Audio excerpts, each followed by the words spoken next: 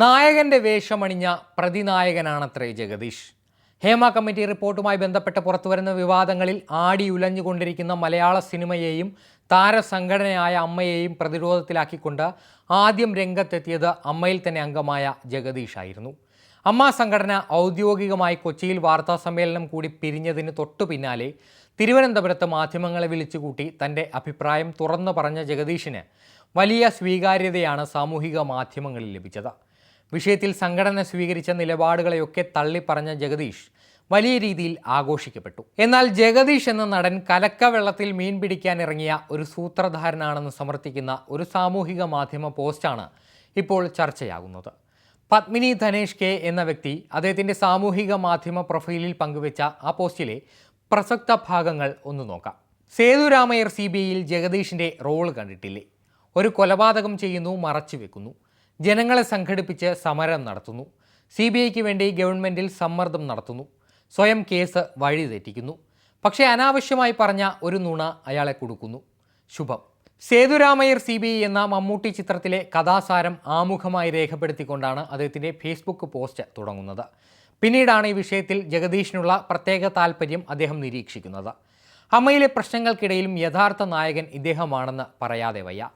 കാപ്പ എന്ന ഒറ്റ ചിത്രത്തോടെ പൃഥ്വിരാജുമായി അത്രയും ക്ലോസ് ആണ് ജഗദീഷ്. WCCയും പൃഥ്വിരാജും ആഗ്രഹിക്കുന്നത് അമ്മയുടെ തകർച്ച തന്നെയാണ്. കാരണം രണ്ടുപേരുടെയും പൊതുശത്രു അമ്മയാണ്. ഞങ്ങൾ ഒറ്റക്കെട്ടാണെന്ന് അമ്മ സംഘടന പറഞ്ഞപ്പോഴും ആദ്യം വെടിപൊട്ടിച്ചത് ജഗദീഷാണ്. അത് വെച്ചാണ് മാധ്യമങ്ങൾ അന്ന് ചർച്ച ചെയ്തതും മറ്റ് ഭാരവാഹികളെ പ്രതിരോധത്തിലാക്കിയതും.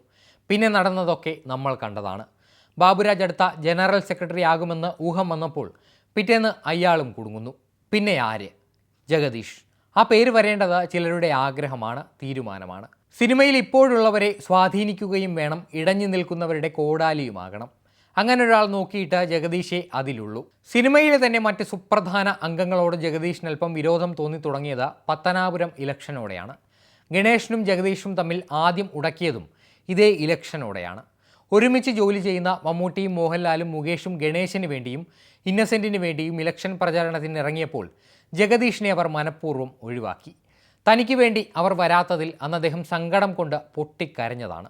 അതിനുശേഷം ഗണേശനും ജഗദീഷും അത്ര രസത്തിലല്ല. ഒരു തലപ്പത്തിരിക്കുക എന്നത് ജഗദീഷിൻ്റെ ലക്ഷ്യം കൂടിയാണ്. ശത്രുവിൻ്റെ ശത്രുവിനെ കൂട്ടി ഒരു സിനിമാ ഭരണം അയാൾ സ്വപ്നം കാണുന്നുണ്ടാകാം. ഇങ്ങേര് ചെറിയ പുലിയല്ല. ഇത്രയും പറഞ്ഞുകൊണ്ടാണ് പത്മിനി ധനേഷിൻ്റെ പോസ്റ്റ് അവസാനിക്കുന്നത്.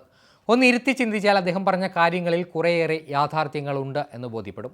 അമ്മയിലെ ഒരു അംഗമായ ജഗദീഷ് ഔദ്യോഗികമായി തൻ്റെ സംഘടന ഒരു വാർത്താ സമ്മേളനം നടത്തി പിരിയുന്നതിന് മുൻപേ മാധ്യമങ്ങളെ വിളിച്ചുകൂട്ടി തൻ്റെ പ്രതികരണം ഇക്കാര്യത്തിൽ പറഞ്ഞിട്ടുണ്ടെങ്കിൽ അതിന് പിന്നിൽ മറ്റെന്തോ ലക്ഷ്യമുണ്ടായിരിക്കണം എന്ന് തന്നെ സംശയിക്കേണ്ടിയിരിക്കുന്നു. ഈ ഒരൊറ്റ പ്രതികരണത്തിലൂടെ അദ്ദേഹം സമൂഹത്തിന് വളരെയധികം സ്വീകാര്യനായി. സിനിമകളിൽ കൊമേഡിയനായി വേഷമിട്ട അതീവ ബുദ്ധിസാമർഥ്യമുള്ള ഒരു മുൻ കോളേജ് പ്രൊഫസർ കൂടിയായ അദ്ദേഹം തൻ്റെ എന്തോ ലക്ഷ്യം നിറവേറ്റാൻ ഇത്തരത്തിലൊരു പ്രതികരണം നടത്തി എന്നുകൂടി അതിന് വ്യാഖ്യാനമുണ്ട്.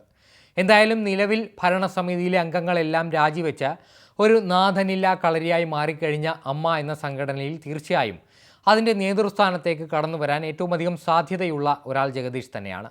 അങ്ങനെ കൂടി സംഭവിച്ചാൽ മുൻ പ്രതികരണങ്ങളിൽ കൂടി എന്തിനു വേണ്ടിയാണ് അദ്ദേഹം ശ്രമിച്ചത് അത് തന്നെ യാഥാർത്ഥ്യമാകും.